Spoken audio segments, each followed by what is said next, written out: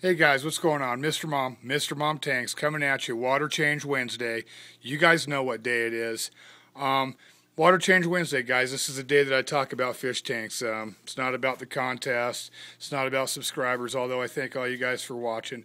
It's about fish tanks and what I do with mine. So you guys can glean from it what you want. Take it for what it is. I'm not the end-all be-all on fish tank knowledge, but I'll share with you guys, what I do. So basically what I want to talk about today is consistency in your tank and, water parameters and balance. Balance is really important in any tank. Water parameters, pH and things like that. Hardness of the water, softness of the water, things like that. It's going to be different, depending upon what kind of tank you're running. If you're running a cichlid tank, for instance, who want a little bit harder water, you're probably not going to be running driftwood and a lot of plants in that tank. You're probably going to be running more of a rockscape and things like that. So basically for a planted tank, guys, this is what I do for all my tanks, it really applies. Planted tanks, heavily planted tanks, I like to run driftwood. I like the water to be a little softer. But guys, don't get hung up on your pH levels. I see a lot of people making videos that are really hung up on their pH levels in their tank. Let your pH level be what it's going to be, okay? Unless you're running specific fish that require a certain pH level, okay? There are those out there. A lot of cichlids are like that. You have to have harder water. You have to have higher pH in some cases. But for the most part, with most of your regular tropical fish, they're going to adjust, guys. They're pretty hardy. The pH changes a lot in the wild. Not a lot, but it can change, and it can change, overnight in the wild, depending upon rainfall, dry seasons, things like that. So the fish are going to adjust to the pH that's in your tank, guys. The biggest thing is to make sure it's consistent and that your pH isn't going up and down rapidly, a lot. That's really the biggest thing, guys. Like my pH stays at like 6.5, 6.4, which is pretty low pH, guys. My fish adjust to it just fine. The reason it stays that low is because I got a lot of big pieces of driftwood in this tank, and also because I run CO2. When you're running CO2, that's also going to drop pH in your tank. Normally what I do to combat that is water changes, guys. But you got to be consistent with your water changes. I'm religious, guys. I do water changes once a week on Wednesdays, every week. All my tanks get it, guys. Like it's life's breath.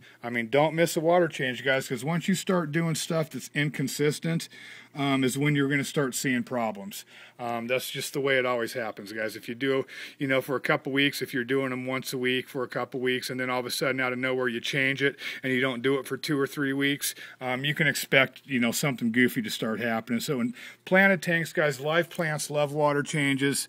Fish love water changes. If I'm running, a hot mix of CO2, I'll do 2 water changes a week. I'll just cut down the sizes of each one. I'll do like 10, 15% water changes twice a week if I'm running heavy CO2, because you don't want the pH to drop too low, obviously. It's important to have, your pH in the range where you want it. But I see people using the softeners and the water buffers and stuff like that, pH up, pH down.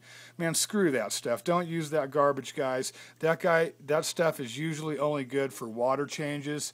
Like, for instance, if your tap water is a really, high pH, if it's way over 7, 7.5, that range, some tap waters are that high, then you're going to want to add that stuff to the tap water before you put it in your tank when you're doing a water change, or vice versa. Same with the pH up. If your pH in your tap water is really low.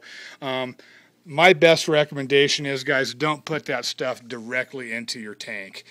Do it only with water changes. Put it into the water, let it mix in and stuff before you dump it into your tank, because rapid pH changes up or down are going to do nothing but be detrimental to your fish. So yeah, guys, just try and be consistent with your practices. If you do a water change once a week, do a water change once a week, guys. Don't skip it out on it. Do something consistent. Have some balance in your tank.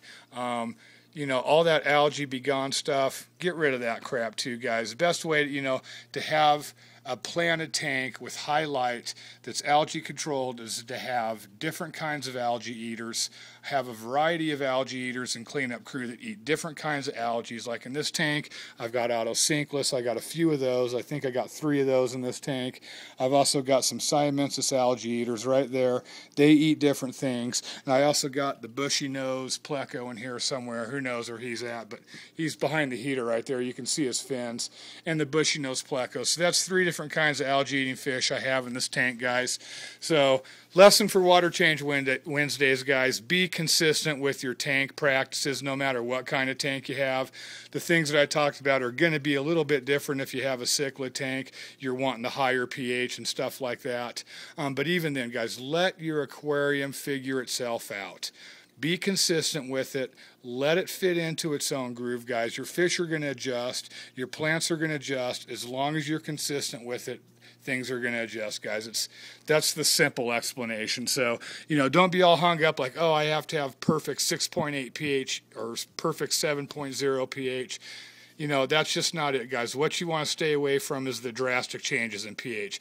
Whether you're running low pH, high pH, try and keep it consistent, and your fish will be happy no matter what. So the tank is going to tell you where it wants to be, guys. And just listen to it. Just listen to your tank. Real quick, guys, contest going on. Don't forget, these are some of the prizes you can win. This is some of the stuff I roll. Got a lot of different kinds of food. Got the Tetracolor. Run a lot of the Omega-1 products. Veggie flakes, marine flakes, garlic, the freeze-dried bloodworms. I run this New Life Spectrum,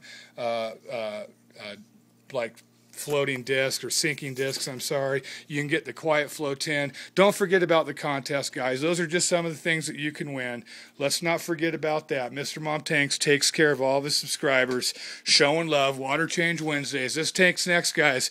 Water change on this tank. I'm doing them twice a week on this tank because of all the babies.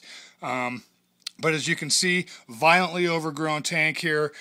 So basically the tank is taking care of itself. And once you get a consistent flow going and you get your tank in balance and you keep doing it, your tank is going to take care of itself, guys. I mean, look how overpopulated and crowded this is. And I'm not having ammonia spikes. I'm not having nitrate problems because I'm staying consistent. And I'm letting the plants take care of themselves and police the tank on their own. Also, I've got shrimp in here. I've got autosinkless. I got a lot of different algae eaters. Need to get a bushy nose in here. But yeah, Water Change Wednesdays, guys. Thanks for watching. Get your contest videos in. You got till March 1st. No excuses. Don't mess up, guys. Mr. Mom Tanks, thanks everybody for watching. Later. Consistency, guys.